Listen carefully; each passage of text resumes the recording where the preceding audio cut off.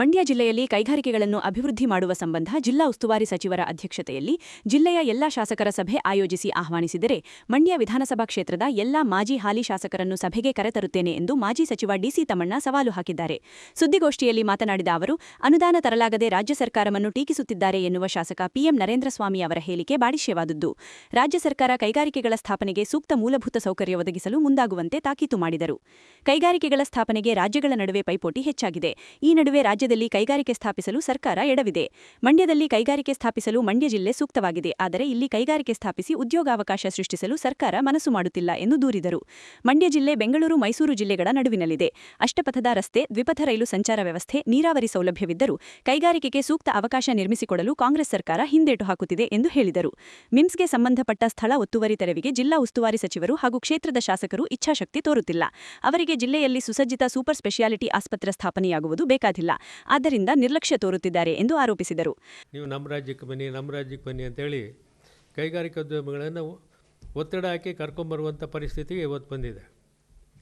ಇದು ರಾಜ್ಯ ಸರ್ಕಾರದ ಕರ್ತವ್ಯ. ಯಾವ ಜಿಲ್ಲೆಯಲ್ಲಿ ಏನು ಕೈಗಾರಿಕೆ ಮಾಡಬೇಕು, ಯಾವ ರಾ ಮೆಟೀರಿಯಲ್ಲು ಆ ಜಿಲ್ಲೆಯಲ್ಲಿ ಸಿಗ್ತದೆ, ಅಥವಾ ಕೇಂದ್ರ ಸ್ಥಳಕ್ಕೆ ಬೆಂಗಳೂರು ಇರ್ಬೋದು, ಮಂಗಳೂರು ಇರ್ಬೋದು, ಪೋರ್ಟ್ ಸಿಟಿ, ಕ್ಯಾಪಿಟಲ್ ಸಿಟಿ ಮಧ್ಯೆ ಯಾವ ಸ್ಥಳ ಸೂಕ್ತವಾಗಿದೆ, ಆ ಸ್ಥಳದಲ್ಲಿ ಕೈಗಾರಿಕಾ ಅಭಿವೃದ್ಧಿ ಮಾಡಿದ್ರೆ ಕೈಗಾರಿಕೋದ್ಯಮಿಗಳು ಬರ್ತಾರಾ ಇಲ್ವಾ ಅನ್ನೋದನ್ನು ಇದು ಮಾಡಿ ತೀರ್ಮಾನ ಮಾಡಿ ಲ್ಯಾಂಡನ್ನು ಅಕ್ವೈರ್ ಮಾಡಿ ರೆಡಿ ಮಾಡಿ ಡೆವಲಪ್ ಮಾಡಿ ಇಟ್ಟಿದ್ರೆ ಇಮಿಡಿಯೇಟಾಗಿ ಬರ್ತಾರೆ. ಇಲ್ಲದೆ ಹೋದರೆ ಕುಲಾವಿ ಹೊಲಿಸಿಟ್ಕೊಳ್ತೀನಿ, ಕೂಸುಟ್ಟೋದಕ್ಕೆ ಮೊದಲೇ ಕುಲಾವಿ ಹೊಲಿಸ್ಕೊಡಿ ಅಂತ ಕೇಳ್ದಂಗೆ ಆಯ್ತದೆ ಕುಮಾರಸ್ವಾಮಿ ಅವ್ರನ್ನ. ಅದರಿಂದ ನಾನು ಹೇಳೋದು ಅಂದರೆ ರಾಜ್ಯ ಸರ್ಕಾರನೇ ಎಡವಿದೆ. ಇವು ಮಂಡ್ಯ ಜಿಲ್ಲೆ ಭಾಳ ಸೂಕ್ತವಾದಂಥ ಸ್ಥಳ ಕೈಗಾರಿಕಾ ಅಭಿವೃದ್ಧಿಗೆ. ಯಾಕೆ ಅಂತಂದರೆ ಮೈಸೂರು ಬೆಂಗಳೂರು ಮಧ್ಯದಲ್ಲಿದೆ, ದಸಪಥದ ಹೆದ್ದಾರಿ ಇದೆ, ದ್ವಿಪಥದ ರೈಲ್ವೆ ಲೈನ್ ಇದೆ, ಎರಡು ಇದನ್ನು ಲೈನ್ ಇರುವಂಥ ರೈಲ್ವೆ ಲೈನ್ ಇದೆ, ನೀರಿಗೆ ತೊಂದರೆ ಇಲ್ಲ, ಲೋಕಭವನಿಯಿಂದಾದರೂ ತರ್ಬೋದು, ಕಾವೇರಿಯಿಂದಾದರೂ ತರ್ಬೋದು. ಹೀಗೆ ಮತ್ತು 220 kV ಸಬ್ಸ್ಟೇಷನ್ ಇದೆ ನಮ್ಮ ತೂಬಿನಕೆರೆ ಇಂಡಸ್ಟ್ರಿಯಲ್ ಏರಿಯಾದಲ್ಲಿ ಹತ್ತಿರದಲ್ಲೇ. ಪವರ್ಗೆ ಎಲ್ಲರಿಗೂ ಕೂಡ ಅನುಕೂಲವಾದಂಥ ಎಲ್ಲ ಮೂಲಭೂತ ಸೌಕರ್ಯಗಳು ಸಿಗುವಂಥ ಸ್ಥಳ ಮಂಡ್ಯ. ಇದು ಸೂಕ್ತವಾಗಿದೆ. ಇದು ನಾನು 25 ವರ್ಷದ ಹಿಂದೆಯೇ ಬ್ಯಾಡ್ರಳ್ಳಿ ಹತ್ರ ನಾನು 2800 ಎಕರೆ ಪ್ರಪೋಸ್ ಮಾಡಿದ್ದೆ. ಆದರೆ ಕಾರಣಾಂತರಗಳಿಂದ ಆಗಲಿಲ್ಲ. ನಾನು ಬಿಟ್ಟ ಮೇಲೆ ಯಾರೂ ಇದು ಮಾಡಲಿಲ್ಲ. ಆವಾಗ ಸ್ವಲ್ಪ ಈ ರಾಗಿ ಮುದ್ದಳ್ಳಿ ಸೈಡ್ನಲ್ಲಿ ವಿಜಯಲಕ್ಷ್ಮಮ್ಮನವರು ಸ್ವಲ್ಪ ತಕರಾರು ತೆಗೆದ್ರು, ಇಲ್ಲಿ ಅಕ್ವೈರ್ ಮಾಡೋದು ಬೇಡ ಅಂತ. ಅದು ನಿಂತೋಯ್ತು. ಇತ್ತೀಚೆಗೆ ಒಂದು 280 ಎಕರೆ ಎಲೆ ಚಾಕ್ನಳ್ಳಿ ಹತ್ರ ಪ್ರಪೋಸ್ ಮಾಡಿದ್ರು. ಅದು ರವೀಂದ್ರ ಶ್ರೀಕಂಠಯ್ಯನವರು ಲಿಫ್ಟ್ ಇರಿಗೇಷನ್ ಮಾಡಿಸಿದ್ರು. ಅದರಿಂದ ಅವ್ರು ಕೇಳೋದ್ರಲ್ಲೂ ಅರ್ಥ ಇದೆ. ಅವರು ಲಿಫ್ಟ್ ಇರಿಗೇಷನ್ ಮಾಡಿಸಿದ್ದೀನಿ, ಇರಿಗೇಷನ್ ಆಗ್ತಾಯಿದೆ, ಅದರಿಂದ ಬೇಡ ಅಂತೇಳಿ ಅದನ್ನು ನಿಲ್ಲಿಸಿದ್ರು. ಮಾಜಿ ಸಚಿವ ಸಿಎಸ್ ಪುಟ್ಟರಾಜು ಮಾತನಾಡಿ, ಕೇಂದ್ರ ಬೃಹತ್ ಕೈಗಾರಿಕಾ ಸಚಿವರನ್ನು ಭೇಟಿ ಮಾಡುತ್ತಿರುವ ದೇಶದ ಇತರೆ ರಾಜ್ಯಗಳ ಸರ್ಕಾರಗಳು ತಮ್ಮ ಸಮಸ್ಯೆ ಬಗೆಹರಿಸಿಕೊಳ್ಳುತ್ತಿದ್ದಾರೆ. ಜಿಲ್ಲೆಯ ಉಸ್ತುವಾರಿ ಮಂತ್ರಿಗಳು ಜಿಲ್ಲೆಯಿಂದ ಆಯ್ಕೆಯಾದ ಕೇಂದ್ರ ಸಚಿವರನ್ನು ಭೇಟಿ ಮಾಡಿ ಜಿಲ್ಲೆಯ ಉದ್ಯೋಗ ಸಮಸ್ಯೆ ಬಗೆಹರಿಸಲು ಏಕೆ ಕ್ರಮ ವಹಿಸುತ್ತಿಲ್ಲ ಎಂದು ಪ್ರಶ್ನಿಸಿದರು. ಡಾಕ್ಟರ್ ಬಾಬಾ ಸಾಹೇಬ್ ಅಂಬೇಡ್ಕರ್ ಕೊಟ್ಟಿರ್ತಕ್ಕಂಥ ಸಂವಿಧಾನದ ಅಡಿನಲ್ಲಿ ಯಾರ್ಯಾರು ಏನೇನು ಜವಾಬ್ದಾರಿ ನಿರ್ವಹಿಸಬೇಕು ಅಂತಕ್ಕಂಥದ್ದನ್ನು ಕಾನೂನು ಮಾಡಿಟ್ಟಿದ್ದಾರೆ. ಫೋಟೋ ಕಾಲಲ್ಲಿ ಕುಮಾರಸ್ವಾಮಿಯವರು ಜಿಲ್ಲಾ ಮಂತ್ರಿ ಹತ್ರ ಬರಬೇಕು, ಇಲ್ಲ ಜಿಲ್ಲಾ ಮಂತ್ರಿಗಳು ಭಾರಿ ಕೈಗಾರಿಕಾ ಸಚಿವರ ಹತ್ರ ಹೋಗ್ಬೇಕು ಅಂತಕ್ಕಂಥದ್ದು ದಯಮಾಡಿ ನೀವೇ ಅರ್ಥೈಸಬೇಕು. ಅದೇ ಕೈಲಾಗ್ದವನ್ನ ಅದೇನೋ ಮೈ ಪರ್ಚ್ಕೊಂಡ್ರು ಅಂತಾರಲ್ಲ, ಹಂಗೆ ಚಲುವರಾಯಸ್ವಾಮಿಯವರು ಅರ್ಥ ಮಾಡ್ಕೋಬೇಕು. 1999ರಲ್ಲಿ ಪ್ರಪ್ರಥಮ ಬಾರಿಗೆ ವಿಧಾನಸಭೆಗೆ ನೀವು ಆಯ್ಕೆಯಾಗಿ ನಾಗಮಂಗಲ ಕ್ಷೇತ್ರದಿಂದ ಹೋದಂಥ ಸಂದರ್ಭದಲ್ಲಿ ಅವತ್ತು ಕಾಂಗ್ರೆಸ್ ಸರ್ಕಾರ ಎಸ್ ಎಂ ಕೃಷ್ಣ ಅವರ ನೇತೃತ್ವದಲ್ಲಿ ಒಂದು TC ಹಾಕೋಕ್ಕಾಗಲ್ಲ ನನ್ನ ಕೈಲಿ ಅನ್ನೋಂಥ ನಿಮ್ಮ ಕೈಲಾಗದೇ ಇರ್ತಕ್ಕ ಮಟ್ಟಕ್ಕೆ ನೀವು ಒಂಥರ ಕಣ್ಣೀರು ಹಾಕೋ ಮಟ್ಟಕ್ಕೆ ಮಾತಾಡಿದ್ರಿ ಒಂದು ಸಭೆಯಲ್ಲಿ. ನಡಿಪುಟ್ಟಣ್ಣ ಸಭೆ ಅರೇಂಜ್ ಮಾಡಿಸು, ನಾನೇ ಬರ್ತೀನಿ, ಶಕ್ತಿ ತುಂಬಣ್ಣ ಅದು ಯಾಕೆ ನಾಗಮಂಗಲದಲ್ಲಿ ಅಂತೇಳಿ ಬಂದು ತಕ್ಷಣ ಸಭೆ ಮಾಡಿ ಒಂದು ಬಹಿರಂಗ ಸಭೆಯಲ್ಲಿ ಹೇಳಿದ್ರು,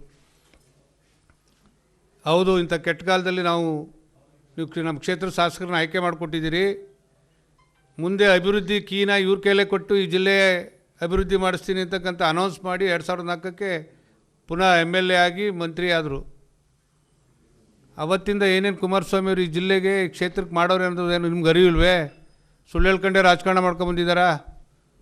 ಎಷ್ಟು ಹೈಸ್ಕೂಲ್ ಇದ್ದೋ, ಎಷ್ಟು ಹೈಸ್ಕೂಲ್ ಬಂದೋ, ಎಷ್ಟು PU ಕಾಲೇಜ್ ಇದ್ದೋ ಕುಮಾರಸ್ವಾಮಿ ಅವರು ಮುಖ್ಯಮಂತ್ರಿ ಆದಮೇಲೆ ಎಷ್ಟು PU ಕಾಲೇಜ್ ಬಂದು, ಡಿಗ್ರಿ ಕಾಲೇಜ್ ಬಂದು, ITI ಕಾಲೇಜ್ ಬಂದು, ಪಾಲಿಟೆಕ್ನಿಕ್ ಕಾಲೇಜ್ ಯಾರು ಕೊಟ್ಟರು ನಿಮಗೆ?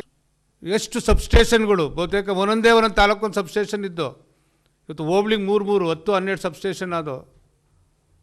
ರೇವಣ್ಣವ್ರಿಗೆ ಏನೇನು ಮಾಡಬೇಕು ಮಾಡಿ ಬಿಸಾಕಿ ಅಂದರು. ಉಯ್ಗನಹಳ್ಳಿ ಒಂದೇ 220 ಸ್ಟೇಷನ್ ಇದ್ದಂಥದ್ದು, ಇಡೀ ಜಿಲ್ಲೆಗೆ ಹೋಗಬೇಕಾಗಿತ್ತು. ನಮ್ಮ ತುಮಕೂರು ಇಂಡಸ್ಟ್ರಿಯಲ್ ಏರಿಯಾದಿಂದ KR ಪೇಟೆ, ನನ್ನ ಹಳೆ ಪಾಂಡುಪುರ ವಿಧಾನಸಭಾ ಕ್ಷೇತ್ರ ಕಿಕ್ಕೇರಿ ಉಯ್ಗನಹಳ್ಳಿಲಿ ಒಂದು ಸಬ್ಸ್ಟೇಷನ್ನ ಬರೀ ಒಂದೇ ವರ್ಷದಲ್ಲಿ ಲೋಕಾರ್ಪಣೆ ಮಾಡಿಸಿದ್ರು. ಮಾಜಿ ಶಾಸಕ ಕೆ ಸುರೇಶ್ ಗೌಡ ಮಾತನಾಡಿ, ಜಿಲ್ಲಾ ಉಸ್ತುವಾರಿ ಸಚಿವರು ನಾನಿರುವ ವಿಧಾನಸಭಾ ಕ್ಷೇತ್ರದಿಂದ ಆಯ್ಕೆಯಾಗಿದ್ದಾರೆ. ಅಧಿಕಾರದಲ್ಲಿದ್ದು ಇದೀಗ ಬಹಳ ಎತ್ತರದಲ್ಲಿದ್ದಾರೆ. ಅವರು ಪತ್ರಕರ್ತರೊಂದಿಗೆ ನಡೆದುಕೊಂಡ ರೀತಿ ಅವರ ಪರವಾಗಿ ಕ್ಷಮೆ ಕೇಳುತ್ತೇನೆ ಎಂದರು. ಮಳವಳ್ಳಿ ಕಾರ್ಯಕ್ರಮದಲ್ಲಿ ಕೇಂದ್ರ ಸಚಿವರಿಗೆ ದೊರೆತ ಗೌರವ, ಚಪ್ಪಾಳೆ, ಸೀಟಿಗಳ ಜೈಕಾರದ ಪರಿಣಾಮ ಜಿಲ್ಲಾ ಉಸ್ತುವಾರಿ ಸಚಿವರು ಮಾಧ್ಯಮಗಳ ಮೇಲೆ ಕೋಪ ತೋರಿದ್ದಾರೆ. ಜಿಲ್ಲೆಯ ಅಭಿವೃದ್ಧಿಗೆ ಕೇಂದ್ರ ಸಚಿವರ ಸಹಕಾರ ಬೇಡ ಎಂದು ರಾಜ್ಯ ಸರ್ಕಾರ ಬಹಿರಂಗವಾಗಿ ಹೇಳಲಿ ಎಂದು ಸವಾಲು ಹಾಕಿದರು. ನಾನು ಚಾಮರಾಜಪೇಟೆಯಿಂದ ತರ್ತೀನಿ, ಆ ಹಿಂದಗಡೆ ಸಿದಾಕದನ್ನ ಅಲ್ಲಿಂದ ತರ್ತೀರಿ, ಇಲ್ಲಿಂದ ತರ್ತೀರಿ ಅಂತ ಇದೆಲ್ಲ ಕ್ವಶನ್ ಇಟ್ಕೊಂಡು ಮಾಡ್ಕೊಂಡು ಹೋಗಿ ಗೊತ್ತಿದೆ. ಮುಂದಿನ ದಿವಸ ಅದೆಲ್ಲ ಬಿಡುಗಡೆ ಮಾಡ್ತೀವಿ. ನನ್ನ ಪ್ರಶ್ನೆ ಅದು ಯಾವುದೇ ಬರಲಪ್ಪ, ಅದೇ ನೀವು ಲೋಕಲ್ ಕಾಂಟ್ರಾಕ್ಟರ್ಗಳು ನಮ್ಗೆ ಬೇಡ ರೀ. ನಮ್ಮ ಪಾರ್ಟಿಯವ್ರು ಇವಾಗ ಟೆಂಡರ್ನೇ ಆಗ್ತಾ ಇಲ್ಲ. ಯಾರೊಬ್ಬರು ಗುತ್ತಿಗೆದಾರರು ಅವ್ರ ಪಾರ್ಟಿಯವ್ರು ಕೊಟ್ಕೊಂಡು ಅವ್ರ ಹೆಸರಲ್ಲಿ ಮಾಡ್ಕೋತಾ ಇದ್ದಾರೆ. ಬೇನಾಮಿನೇ ಅದು ಅನುಮಾನ ಯಾಕೆ? LK ಕನ್ಸ್ಟ್ರಕ್ಷನ್ ಯಾರ್ದು, ಇನ್ನೊಂದು ಮತ್ತೊಂದು ಯಾರ್ದು? ಇವತ್ತು ನಮ್ಮ ಮಂಡ್ಯ ಇದು ಮೊನ್ನೆ ಅಕ್ರಮ ಗಣಿಗಾರಿಕೆ ಏನು ಇನ್ಸಿಡೆಂಟ್ ಆಗಿದೆ, ಆ ಕಲ್ಲೆಲ್ಲ ಎಲ್ಲೋಗ್ತಾ ಇತ್ತು? ಸಾವಿರಾರು ಕೋಟಿ ರೂಪಾಯಿ ಖನಿಜನ ತೆಗೆದಿದ್ದಾರಲ್ಲ. ಈಗ ಒಂದು ಉದಾಹರಣೆ ಹೇಳ್ತೀನಿ, ನನಗೆ ಪುಟ್ಟ ಜನರಿಗೆ ಗೊತ್ತು. ಇವತ್ತು ಒಂದು ಟನ್ಗೆ 90 ರೂಪಾಯಿ 80 ರೂಪಾಯಿನೋ ಫಿಕ್ಸ್ ಮಾಡಿದ್ದಾರೆ ಅಲ್ವಾ? ಪರ್ಟಿಕ್ಯುಲರ್ ಜಾಗ ಕೊಡಬೇಕಾದ್ರೆ ಈ ಜಿಲ್ಲೆನಲ್ಲಿ ಯಾರು ಆ್ಯಕ್ಷನ್ ಹೈಯೆಸ್ಟ್ ಮಾಡಿರ್ತಾನೆ ಅಷ್ಟೇ ಅವ್ರು ಕಟ್ಟಿಸ್ಕೋಬೇಕಲ್ವಾ? 240 ರೂಪಾಯಿಗೆ ಆಕ್ಷನ್ ಆಗಿದೆ. ಇವ್ರು ಇಲ್ಲಿ ಯಾಕೆ 80,000ನೇ ತಗೋತಾರೆ, 80 ರೂಪಾಯಿನೇ ತಗೋತಾರೆ ಟನ್ಗೆ? ಏನೋ ತಗೊಳ್ತಾ ಇದ್ದಾರೆ. ಯಾಕೆ ತಗೋತಾ ಇದ್ದಾರೆ? ನಮ್ಮಲ್ಲೊಬ್ಬ ಮಣಿಕಂಠ ನಾನು ಯಾರೋ 240ಕ್ಕೆ ತಗೊಂಡಿದ್ದಾನೆ, ಅವನು ಅಷ್ಟು ಕಟ್ತಾ ಇದ್ದಾನೆ. ಇವ್ರು ಯಾಕೆ ಇಷ್ಟು ಕಟ್ತಾ ಇದ್ದಾರೆ? ಒಂದೇ ಒಂದು ಲೀಗಲ್ ಆಗಿರೋ ಮೈನಿಂಗ್ ಇದೆಯಾ? ಒಂದೇ ಒಂದು. ಫಾರೆಸ್ಟ್ನವರು ಏನೋ ನಾವು ಕಾಪಾಡ್ತೀವಿ, ನಾವಿದ್ದಂಥ ಸಂದರ್ಭದಲ್ಲಿ ಏನು ಫಾರೆಸ್ಟ್ ಒಳಗೆ ಯಾರು ಬರಲೇಬಾರ್ದು ಅಂತ ಕೂತಿದ್ರು. ಈಗ ಕೇಳ್ತಾನೆ ಇದ್ದೀರಿ, ಹರ್ಷ ಗ್ರ್ಯಾಂಡ್ ಹೋಟ್ಲಲ್ಲಿ ಹಿಂದಗಡೆ ಇರ್ತಕ್ಕಂಥ ಕ್ರಷರ್ ಯಾರ್ದು? ಈ ಮೊನ್ನೆ ಆಗಿರ್ತಕ್ಕಂಥ ಗಣಿಗಾರಿಕೆ ಸಂಪೂರ್ಣ ಮೆಟೀರಿಯಲ್ ಅಲ್ಗೋಗ್ತಾ ಇದೆ, ಯಾರ್ದದು? ಶಾಸಕ HT ಮಂಜು ಮಾತನಾಡಿ, ಜಿಲ್ಲೆಯಲ್ಲಿ ಕೈಗಾರಿಕೆಗಳ ಸ್ಥಾಪನೆಗೆ ಭೂಮಿ ಒದಗಿಸಲು ಸರ್ಕಾರಕ್ಕೆ ನಾನೇ ಪತ್ರ ಬರೆದಿದ್ದು ಅದನ್ನು ಯಾರೋ ಶಾಸಕ ಎನ್ನಲಾಗುತ್ತಿದೆ. ಜಿಲ್ಲೆಗೆ ಕೈಗಾರಿಕೆಗಳು ಬಂದಲ್ಲಿ ದೇವೇಗೌಡರಿಗೆ, ಕುಮಾರಸ್ವಾಮಿಯವರಿಗೆ ಹೆಸರು ಬರಲಿದೆ ಎಂಬ ಕಾರಣಕ್ಕೆ ಸರ್ಕಾರ ಸಹಕರಿಸುತ್ತಿಲ್ಲ ಎಂದು ಆರೋಪಿಸಿದರು. ಕ್ವಶನ್ ಕೇಳಿರೋದು ನಮ್ಮ ಜಿಲ್ಲೆಗೆ, ನಮ್ಮ ಜಿಲ್ಲೆಯ MP ಅವರು, ನಮ್ಮ ನಾಯಕರಾದಂಥ ಕುಮಾರಣ್ಣವರು ಇವತ್ತು ಕೇಂದ್ರ ಸರ್ಕಾರದ ಉಕ್ಕು ಮತ್ತು ಬೃಹತ್ ಖಾತೆಯ ಸಚಿವರಾಗಿದ್ದಾರೆ. ಹೆಚ್ಚಿನ ಕೈಗಾರಿಕೆಗಳನ್ನ ಸ್ಥಾಪನೆ ಮಾಡಲಿಕ್ಕೆ ಅವಕಾಶಗಳಿದೆ. ಅವರ ಒಂದು ಸೇವೆನ ಬೇರೆ ರಾಜ್ಯಗಳು ಉಪಯೋಗಿಸ್ಕೊತಾ ಇದ್ದಾರೆ. ಹಾಗಾಗಿ ನಮ್ಮಲ್ಲೇ ಅವಕಾಶ ಇರೋದ್ರಿಂದ ಭೂಮಿ ಕೊಡೋಕ್ಕೆ ಅವಕಾಶ ಕೊಡಿ ಅಂತ ಕೇಳಿದ್ವಿ. ಅದಕ್ಕೆ ಮಾನ್ಯ ಸ್ನೇಹಿತರು ಪುಟ್ಟರಾಜನವ್ರು ಮಾತಾಡಬೇಕಾದ್ರೆ ಹೇಳಿದ್ರು, ಬೇರೆ ಕಂಟೆಂಟ್ ಹೇಳಿದ್ದಾರೆ ಅಂತ ಅಂದ್ಬಿಟ್ಟು. ಒಂದೇ ಒಂದು ಕಂಟೆಂಟು, 8 ಕಂಟೆಂಟ್ಲು ಒಂದೂ ಕಂಟೆಂಟು ಪಾಸಿಟಿವ್ ಆಗಿಲ್ಲ. ನೀವು ಸರ್ಕಾರಕ್ಕೆ ಪ್ರಸ್ತಾವನೆ ಕೊಡಿ ಎಂದು ಕೊನೆಯದಾಗಿ ಹೇಳಿದ್ದಾರೆ, ನಮ್ಮಲ್ಲಿ ಲಭ್ಯ ಇಲ್ಲ ಅಂತ ಹೇಳಿದ್ದಾರೆ. ಸರ್ಕಾರಕ್ಕೆ ಪ್ರಸ್ತಾವನೆ ಕೊಟ್ಟು ಮಾಡೋದಕ್ಕೆ ಕನಿಷ್ಠ ಪಕ್ಷ ಇವರು ಅಕ್ವೇಷನ್ ಮಾಡಿ 4161 ಎಲ್ಲ ಕೊಟ್ಟು ಮಾಡೋದಕ್ಕೆ ಕನಿಷ್ಠ ಪಕ್ಷ 4-5 ವರ್ಷ ಬೇಕು. ಅಷ್ಟೊತ್ತಿಗೆ ಇವರು ಅಧಿಕಾರನೇ ಇರಲ್ಲ. ಹಂಗಾಗಿ ಅವರು ಪ್ರೈಮರಿ ಅಂತಿಂದಲೂ ಕೇಳ್ತಾ ಇದ್ದಾರೆ ಕೊಡಿ ಅಂತ, ಎಲ್ಲೂ ಸಹ ಕೊಟ್ಟಿಲ್ಲ. ನಿಮಗೆ ಗೊತ್ತಿದೆ ಇವತ್ತು HMT ಕಾರ್ಖಾನೆ ವಿಚಾರ. ಗೋಷ್ಠಿಯಲ್ಲಿ ಜೆಡಿಎಸ್ ಜಿಲ್ಲಾಧ್ಯಕ್ಷ ಡಿ ರಮೇಶ್, ಮುಖಂಡ ಭೀಮ್ ಆರ್ಮಿ ಸಂಘಟನೆಯ ಅಂದಾನಿ ಇದ್ದರು. ವೈಕುಂಠ ಏಕಾದಶಿಯ ಪ್ರಯುಕ್ತ ಮಂಡ್ಯ ನಗರದ ಹಲವೆಡೆ ಭಕ್ತರು ಶ್ರದ್ಧಾಭಕ್ತಿಯಿಂದ ಶ್ರೀ ವೆಂಕಟೇಶ್ವರ, ಪದ್ಮಾವತಿ, ಲಕ್ಷ್ಮಿಯ ದರ್ಶನ ಪಡೆದರು. ಇಂದು ಬೆಳಿಗ್ಗೆಯಿಂದಲೇ ಮಂಡ್ಯ ನಗರದ ಹಲವೆಡೆ ಇರುವ ದೇವಸ್ಥಾನಗಳಲ್ಲಿ ವಿವಿಧ ಪೂಜಾ ಕೈಂಕರ್ಯಗಳು ನಡೆದವು.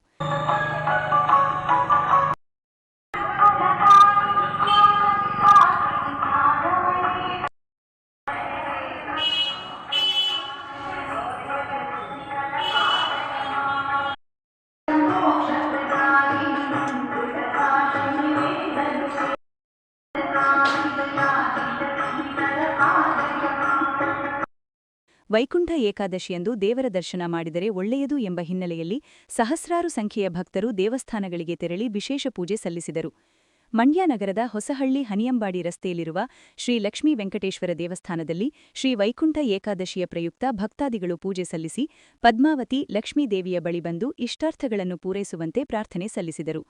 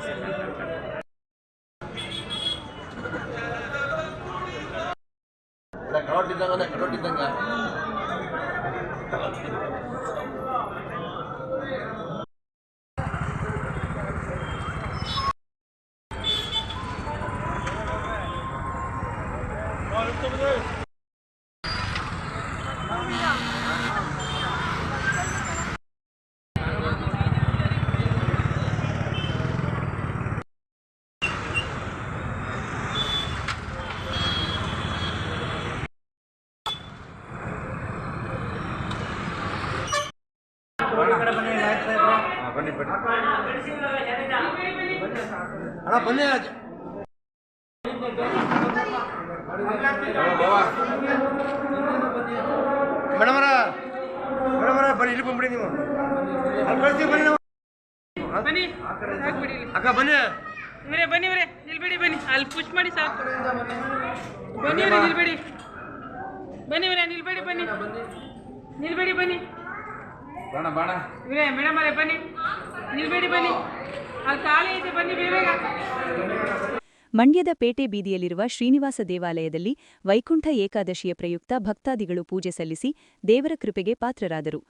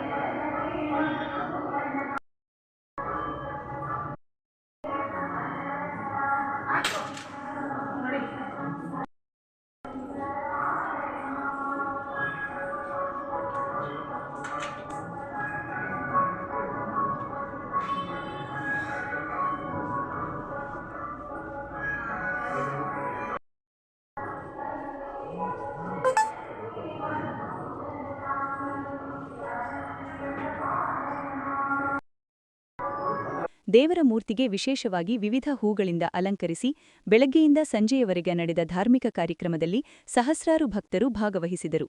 ಭಕ್ತಾದಿಗಳಿಗೆ ಸಂಘದ ವತಿಯಿಂದ ಲಾಡು ಪ್ರಸಾದ ವಿನಿಯೋಗ ಮಾಡಲಾಯಿತು. ಮಂಡ್ಯ ವಿಧಾನಸಭಾ ಕ್ಷೇತ್ರದ ಶಾಸಕ ಪಿ ರವಿಕುಮಾರ್ ಗೌಡರವರ ಜನ್ಮದಿನದ ಪ್ರಯುಕ್ತ ಸರ್ಕಾರಿ ಪದವಿ ಪೂರ್ವ ಕಾಲೇಜು ವಿದ್ಯಾರ್ಥಿಗಳಿಗೆ ನೋಟ್ಬುಕ್ ವಿತರಣೆ ಮಾಡುವ ಮೂಲಕ ಅರ್ಥಪೂರ್ಣವಾಗಿ ಆಚರಣೆ ಮಾಡಿದರು.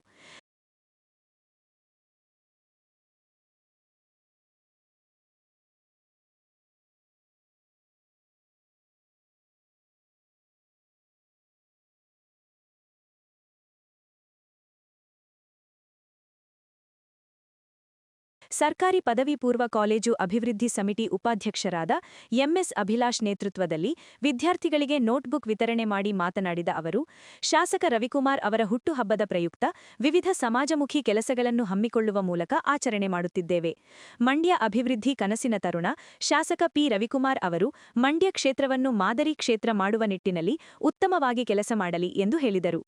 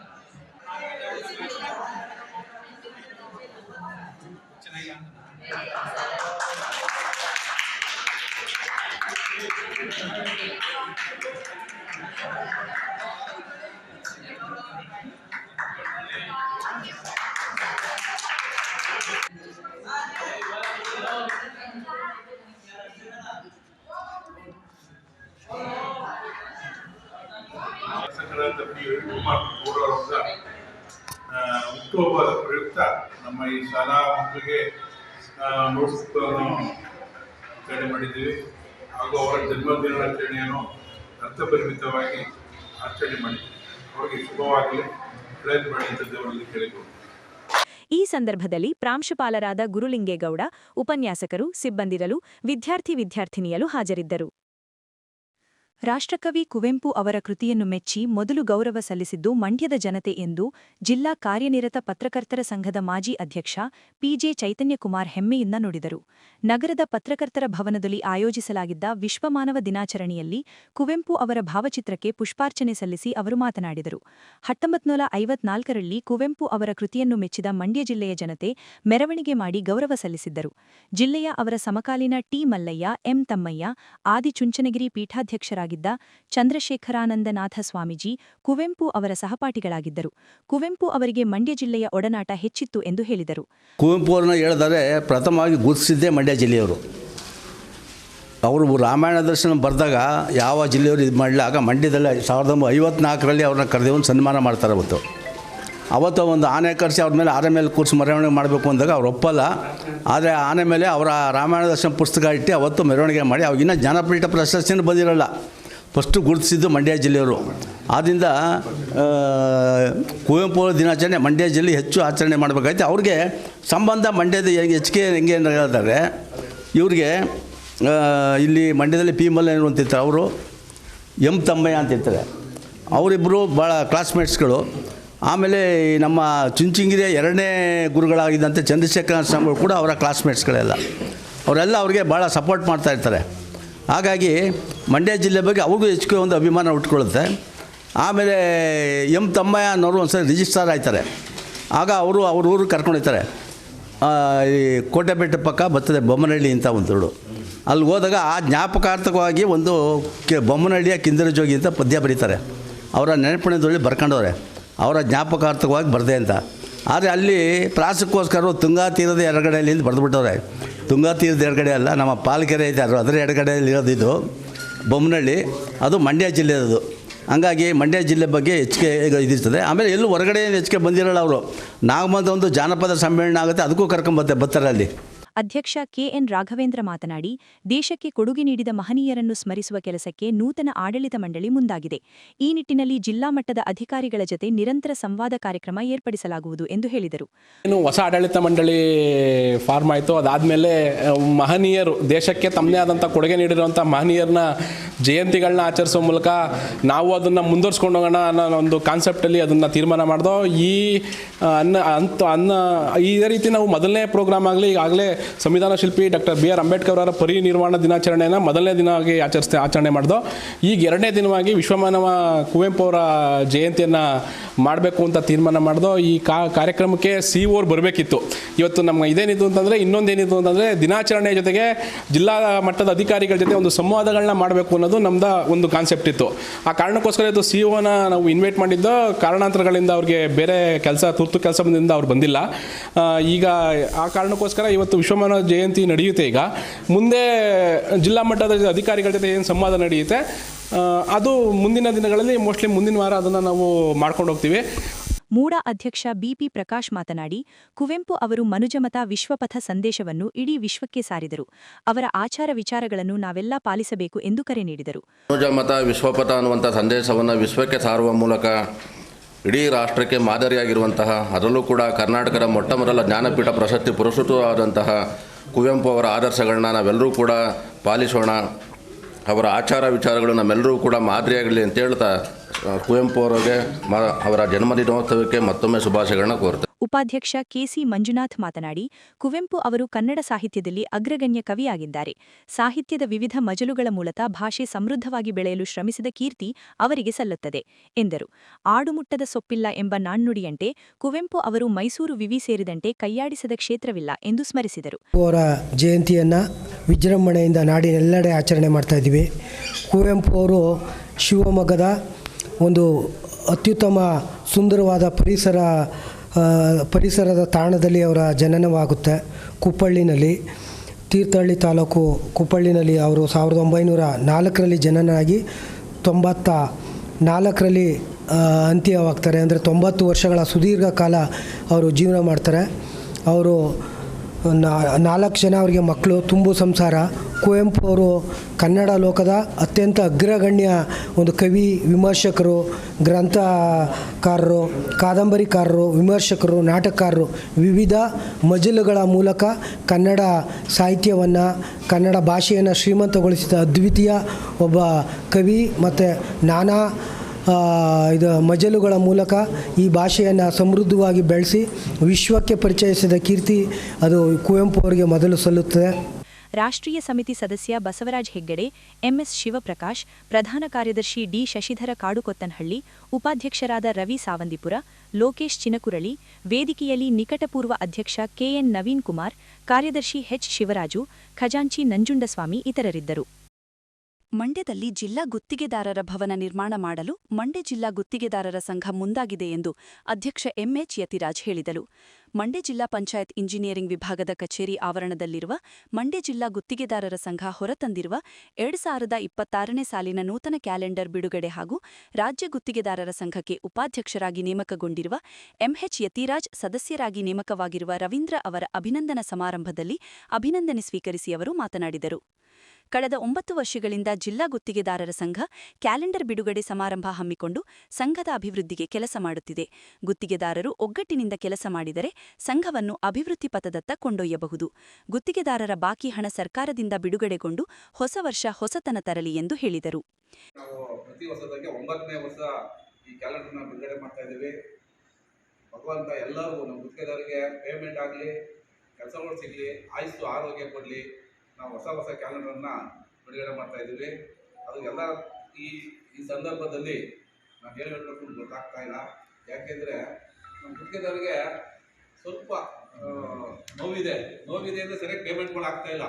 ಅಂತಲೂ ಸಹ ಮುಂದಿನ ದಿನಗಳಲ್ಲಿ ಬರೋಂಥ 2021-26 ದಿನದಂದು ಎಲ್ಲರಿಗೂ ಶುಭವಾಗಲಿ ಎಂದು ನಾನು ಮಂಡ್ಯ ಜಿಲ್ಲೆ ಅಧ್ಯಕ್ಷನಾಗಿ ತಮ್ಮೆಲ್ಲರ ಸಮ್ಮುಖದಲ್ಲಿ ನಾನು ಹಾರೈಸ್ತೀನಿ ಹಾಗೂ ಎಲ್ಲರನ್ನೂ ಬೇಡ್ಕೊಳ್ತೀನಿ ಅಂತ ಈ ಮಾತನ್ನು ಮುಗಿಸ್ತಾ ಇದ್ದೀನಿ. ಜಿಲ್ಲಾ ಗುತ್ತಿಗೆದಾರರ ಸಂಘದ ಪ್ರಧಾನ ಕಾರ್ಯದರ್ಶಿ ಕೆ ರವೀಂದ್ರ ಮಾತನಾಡಿ, ರೈತ ದೇಶದ ಬೆನ್ನೆಲುಬು ಆದರೆ ಗುತ್ತಿಗೆದಾರ ದೇಶದ ಅಭಿವೃದ್ಧಿಯ ಬೆನ್ನೆಲುಬು ಎಂದು ತಿಳಿಸಿದರು.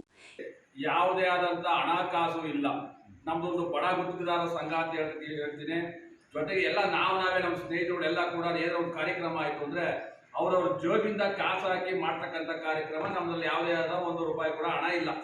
ಈ ಒಂದು ಕ್ಯಾಲೆಂಡರ್ ಬಿಡುಗಡೆ ಆಗಬೇಕಾದ್ರೂ ಅವ್ರ ಕೈಲಾದಂಥ ಧನ ಸಹಾಯ ಮಾಡಿ ಒಂದು ಅಭಿವೃದ್ಧಿ ಮಾಡಿಕೊಂಡು ಬಂದವರು ಕೂತ್ಕೊಳ್ಳೋಕ್ಕೆ ಒಂದಿಷ್ಟು ಇಲ್ಲೊಂದು PWS ಒಂದು ನೆರಳು ಮಾಡಿದ್ದೀವಿ. ಗುತ್ತಿಗೆದಾರರು ಬಂದರೆ ಅವ್ರು ಸುತ್ತಾರೆ ಇದು ಮಾಡಿದ್ರೆ ಒಂದು ಇಷ್ಟವಾಗಿ ಮಾಡಿದ್ದೀವಿ.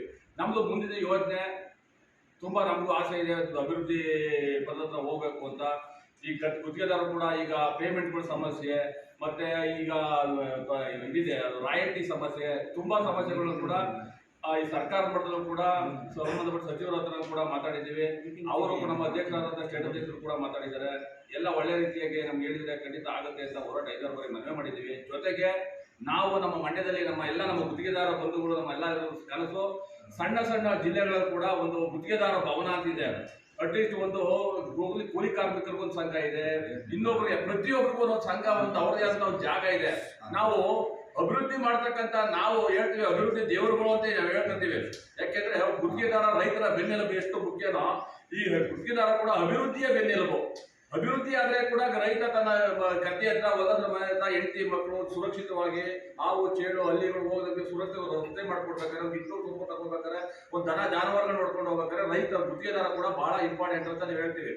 ಹಾಗಾಗಿ ನಮಗೆ ಒಂದು ಗುತ್ತಿಗೆದಾರ ಭವನ ಬೇಕು ಅಂದ್ಬಿಟ್ಟು ಈಗ ಆಲ್ರೆಡಿ ನಾವೆಲ್ಲರೂ ಕೂಡ ನಮ್ಮೆಲ್ಲ ಗುತ್ತಿಗೆದಾರರು ಸೇರಿ DC ಅವರಿಗೆ, ಉಸ್ತುವಾರಿ ಸಚಿವರಿಗೆ, ಮಾನ್ಯ ಮಿನಿಸ್ಟ್ರುಗಳಿಗೆ, ಸಂಬಂಧಪಟ್ಟ ಇಲಾಖೆಗಳಿಗೆ, ನಗರಾಭಿವೃದ್ಧಿ ಪೌರಾಯುಕ್ತರಿಗೆ ಪ್ರತಿಯೊಬ್ಬರು ಕೂಡ ನಾವು ಆಲ್ರೆಡಿ ಈಗ ನಾವು ಮನವಿ ತಲುಪಿಸಿ ನಮಗೆ ಜಾಗ ಬೇಕು, 100/100 ಜಾಗ ಬೇಕು ಅಂತ.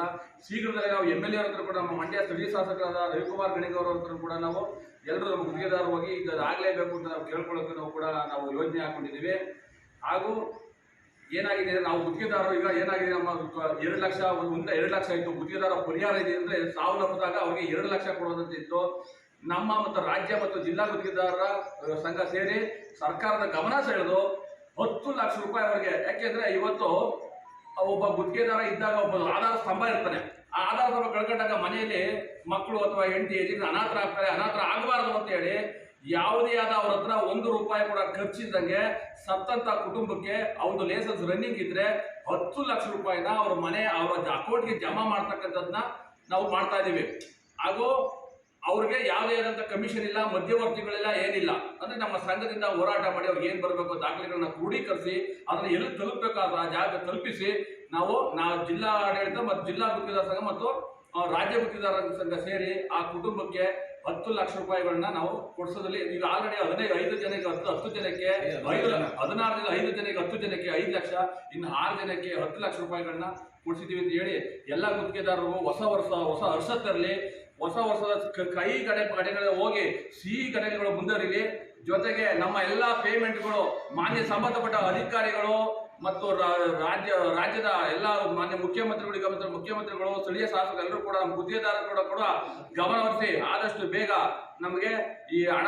ಈ ಸಂದರ್ಭದಲ್ಲಿ ಗುತ್ತಿಗೆದಾರರ ಸಂಘದ ಉಪಾಧ್ಯಕ್ಷ ಸಿದ್ದೇಗೌಡ, ಸಹಕಾರ್ಯದರ್ಶಿ ಕೆಪಿ ಸುನೀಲ್ ಬಾಬು, ಸಂಘಟನಾ ಕಾರ್ಯದರ್ಶಿ ಎಂಟಿ ರಾಜು, ಕ್ರೀಡಾ ಕಾರ್ಯದರ್ಶಿ ಎಚ್ ತಿಮ್ಮೇಗೌಡ, ಖಜಾಂಚಿ ಎಸ್ ನವೀನ್ ಕುಮಾರ್, ನಿರ್ದೇಶಕರಾದ ಪುಟ್ಟಸ್ವಾಮಿಗೌಡ, ಹನುಮಂತೇಗೌಡ, ಕೃಷ್ಣೇಗೌಡ, ನವೀನ್ ನಾಯಕ್, ಪಾಂಡು, ಚನ್ನೇಗೌಡ, ಎಲ್ಎನ್ ನಂಜುಂಡಪ್ಪ, ಶ್ರೀನಿಧಿ ಸೇರಿದಂತೆ ಇತರೆ ಗುತ್ತಿಗೆದಾರರ ಕ್ರೆಡಿಟ್ ಕೋಆಪರೇಟಿವ್ ಸೊಸೈಟಿ ನಿರ್ದೇಶಕ ಜಿಬಿ ಭೈರವ ಸೇರಿದಂತೆ ಇತರೆ ಗುತ್ತಿಗೆದಾರರು ಭಾಗವಹಿಸಿದರು. ಕೇಂದ್ರ ಸಚಿವ ಎಚ್ಡಿ ಕುಮಾರಸ್ವಾಮಿಯವರ ಪ್ರಸ್ತಾಪಿತ ಪತ್ರದಂತೆ ಅಮೆರಿಕ ಮೂಲದ ಸ್ಯಾನ್ಸನ್ ಗ್ರೂಪ್ನ ಸೆಮಿಕಂಡಕ್ಟರ್ ಫ್ಯಾಬ್ರಿಕೇಷನ್ ಘಟಕ ಸ್ಥಾಪನೆಗೆ ಬೇಕಾದ ಭೂಮಿಯ ಲಭ್ಯತೆ ಮಂಡ್ಯ ಜಿಲ್ಲೆಯಲ್ಲಿದೆ ಎಂದು ಸಾಮಾಜಿಕ ಕಾರ್ಯಕರ್ತ ಕೆಆರ್ ರವೀಂದ್ರ ತಿಳಿಸಿದರು. ಸುದ್ದಿಗೋಷ್ಠಿಯಲ್ಲಿ ಮಾತನಾಡಿದ ಅವರು, ಸದರಿ ಘಟಕ ಸ್ಥಾಪನೆಗೆ ಜಿಲ್ಲೆಯಲ್ಲಿ 100 ಎಕರೆ ಬಯಲು ಭೂಮಿಗಾಗಿ ರಾಜ್ಯ ಸರ್ಕಾರಕ್ಕೆ ಕೇಂದ್ರ ಸಚಿವರು ಪತ್ರ ಬರೆದಿದ್ದರು. ಈ ಸಂಬಂಧ ಭೂಮಿ ಲಭ್ಯವಿಲ್ಲ ಎಂದು ಬೃಹತ್ ಮತ್ತು ಮಧ್ಯಮ ಕೈಗಾರಿಕಾ ರಾಜ್ಯ ಸಚಿವ ಎಂಬಿ ಪಾಟೀಲ್ ವಿಧಾನಸಭೆಯಲ್ಲಿ ತಿಳಿಸಿದ್ದಾರೆ ಎಂದರು. ಆದರೆ ಬೆಂಗಳೂರು ಮೈಸೂರು ರಾಷ್ಟ್ರೀಯ ಹೆದ್ದಾರಿಯಲ್ಲಿನ ರಾಗಿಮುದ್ದನಹಳ್ಳಿ ಗ್ರಾಮದ ಸರ್ವೆ ನಂಬರ್ 18ರ ಸರಕಾರಿ ಗೋಮಾಳದಲ್ಲಿ ಆಕಾರ್ ಬಂದನಂತೆ 110 ಎಕರೆ 9 ಗುಂಟೆ ಬಿ ಖರಾಬು ಜಮೀನಿದೆ. ಶ್ರೀರಂಗಪಟ್ಟಣ ತಾಲೂಕಿನ ಕೆ ಶೆಟ್ಟಿಹಳ್ಳಿ 2ರ ಹೋಬಳಿ ಸಿದ್ದಾಪುರ ಗ್ರಾಮದ ಸರ್ವೆ ನಂಬರ್ 93ರಲ್ಲಿ 100 ಎಕರೆಗೂ ಹೆಚ್ಚಿನ ಸರಕಾರಿ ಬಿ ಖರಾಬು ಜಮೀನು ಲಭ್ಯವಿದೆ ಎಂದು ದಾಖಲೆಗಳನ್ನು ಒದಗಿಸಿದರು. ಈಗಾಗಲೇ ಜಿಲ್ಲೆಯಲ್ಲಿರುವ ತೂಬಿನಕೆರೆ ಹಾಗೂ ಸೋಮನಹಳ್ಳಿ ಕೈಗಾರಿಕಾ ಪ್ರದೇಶಗಳಲ್ಲಿಯೂ ಕೇಂದ್ರ ಸಚಿವರು ಪ್ರಸ್ತಾಪಿಸಿರುವ ಕೈಗಾರಿಕೆ ಸ್ಥಾಪನೆಗೆ ಭೂಮಿಯ ಲಭ್ಯತೆ ಇದೆ.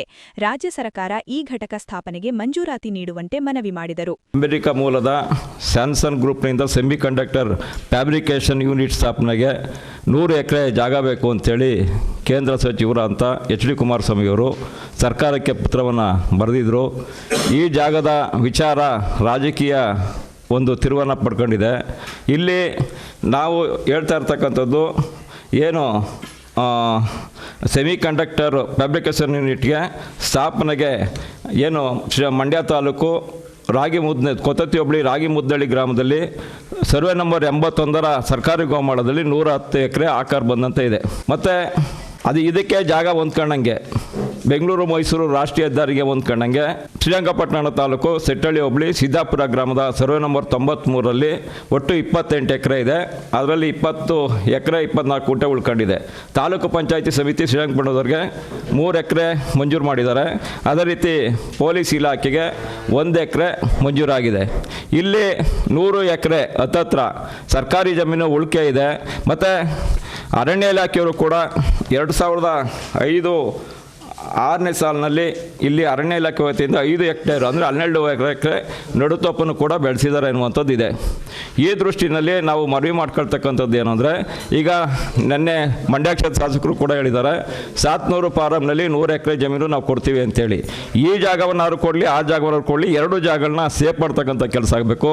ಇವತ್ತು ಮಂಡ್ಯ ಜಿಲ್ಲೆಯಲ್ಲಿ ಕೈಗಾರಿಕೆಗಳು ಇಲ್ಲ. ಏಕೆಂತೇಳಿದ್ರೆ ಈಗ ಆಲ್ರೆಡಿ ಏನು ತೂಬಿನಕೆರೆಯಲ್ಲಿ 135 ಎಕರೆ ಕೈಗಾರಿಕಾ ಪ್ರದೇಶ ಇತ್ತು, ಲ್ಯಾಂಡ್ ಅಕ್ವಿಸಿಷನ್ ಆಗಿದ್ದು. ಇದರಲ್ಲಿ ಮತ್ತು ಸೋಮನಹಳ್ಳಿ ಇಂಡಸ್ಟ್ರಿಯಲ್ ಏರಿಯಾದಲ್ಲಿ 140 ಎಕರೆ ಇದೆ. ಇಲ್ಲಿ ಭಾಳಷ್ಟು ಜಾಗಗಳು ಖಾಲಿ ಇದೆ. ಮತ್ತು ಅಷ್ಟು ಸುಮಾರು ಕಾರ್ಖಾನೆಗಳು ಮುಚ್ಚೋಗಿದ್ದಾವೆ. ಈ ಖಾಲಿ ಇರ್ತಕ್ಕಂಥ ಜಾಗಗಳನ್ನ ವಶಪಡಿಸ್ತಕ್ಕಂಥದ್ದು ಜಿಲ್ಲಾ ಉಸ್ತುವಾರಿ ಸಚಿವರು ಮಾಡಬೇಕು ಅಂತೇಳಿ ಮೂಲಕ ಅವ್ರಿಗೆ ಮನವಿಯನ್ನು ಮಾಡ್ತೇನೆ. ಗೋಷ್ಠಿಯಲ್ಲಿ ಶಿವರಾಮೇಗೌಡ, ಕಿರಣ್ ಕುಮಾರ್, ಜಯರಾಮ್, ಮಧು, ಸ್ವಾಮಿ, ಅಣ್ಣಯ್ಯ ಇದ್ದರು. ದೇಶದ ಗ್ರಾಮೀಣ ಭಾಗದ ಜನರ ಜೀವನಾಡಿ ಮನರೇಗಾ ಯೋಜನೆಯನ್ನು ದುರ್ಬಲಗೊಳಿಸುವ ನಿಟ್ಟಿನಲ್ಲಿ ಕೇಂದ್ರ ಸರ್ಕಾರ ವಿಬಿಜಿ ರಾಮ್ಜಿ ಹೆಸರಿಗೆ ಬದಲಾಯಿಸುತ್ತಿದೆ ಎಂದು ರಾಜ್ಯಸಭೆ ಸದಸ್ಯ ವಿ ಶಿವದಾಸನ್ ಆರೋಪಿಸಿದರು. ಸುದ್ದಿಗೋಷ್ಠಿಯಲ್ಲಿ ಮಾತನಾಡಿದ ಅವರು, ಮನರೇಗಾ ಗಾಂಧೀಜಿ ಅವರ ಮಹತ್ವಾಕಾಂಕ್ಷೆಯ ಯೋಜನೆಯಾಗಿತ್ತು. ಗ್ರಾಮೀಣರಿಗೆ ಉದ್ಯೋಗದ ಗ್ಯಾರಂಟಿ ನೀಡುತ್ತಿದ್ದ ಯೋಜನೆಯನ್ನು ರದ್ದುಗೊಳಿಸುವ ಹುನ್ನಾರವಿದಾಗಿದೆ ಎಂದರು. ಈ ಯೋಜನೆಯನ್ನು ವಿಬಿಜಿ ರಾಮ್ಜಿ ಎಂದು ಹೆಸರಿಸಿ ರಾಜ್ಯ ಸರ್ಕಾರಗಳ ಮೇಲೆ ಹೊರೆ ಹಾಕಲಾಗುತ್ತಿದೆ. ಬಿಜೆಪಿ ಸರ್ಕಾರ ಅಧಿಕಾರಕ್ಕೆ ಬಂದಾಗಿನಿಂದ ಮನರೇಗಾ ಯೋಜನೆಯ ಅನುದಾನ ಕಡಿತ ಮಾಡುವ ಕೆಲಸದಲ್ಲಿ ತೊಡಗಿದೆ. ಇದೀಗ 60% ಕೇಂದ್ರ ಸರ್ಕಾರ ಹಾಗೂ 40% ರಾಜ್ಯ ಸರ್ಕಾರಗಳು ಭರಿಸುವಂತೆ ಬಿಲ್ನಲ್ಲಿ ಸೂಚಿಸಲಾಗಿದೆ ಎಂದು ಹೇಳಿದರು. ಬಿಲ್ನಲ್ಲಿ 125 ದಿನಗಳ ಉದ್ಯೋಗ ನೀಡುವ ಭರವಸೆ ನೀಡಿ ವಂಚಿಸಲಾಗುತ್ತಿದೆ. ಯೋಜನೆಯಡಿ ಅರ್ಜಿ ಸಲ್ಲಿಸಿದ ಎಲ್ಲರಿಗೂ ಉದ್ಯೋಗ ಒದಗಿಸುವ ಗ್ಯಾರಂಟಿಯನ್ನು ಕಸಿದಿದೆ. ಅಲ್ಲದೆ 60% ಉದ್ಯೋಗ ಮಾತ್ರ ಗ್ರಾಮೀಣರಿಗೆ ದೊರೆಯಲಿದ್ದು 75 ದಿನಗಳ ಉದ್ಯೋಗ ನೀಡುವುದು ನೂತನ ಬಿಲ್ನ ಉದ್ದೇಶವಾಗಿದೆ ಎಂದು ದೂರಿದರು. Rural Employment Guarantee Scheme, it was one of the lifeline project of the nation. This lifeline project was demolished by this government.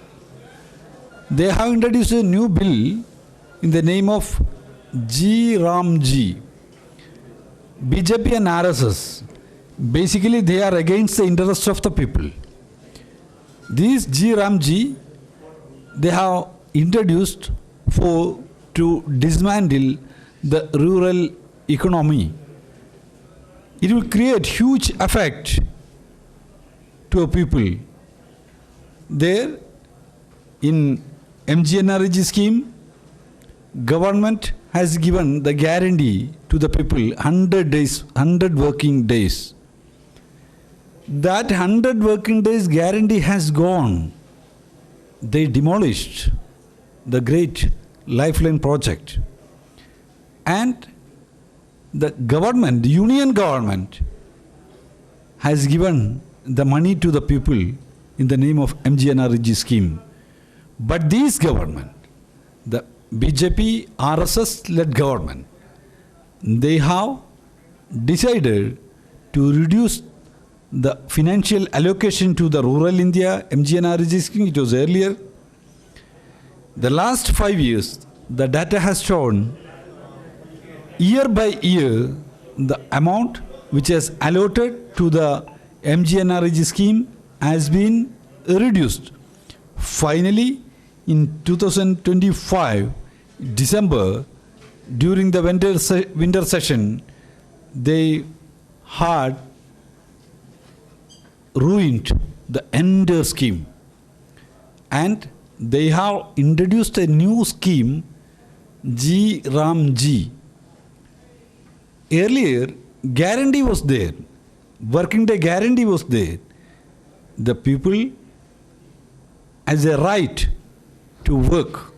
This is a basic principle of Mahatma Gandhi Rural Employment Guarantee Act.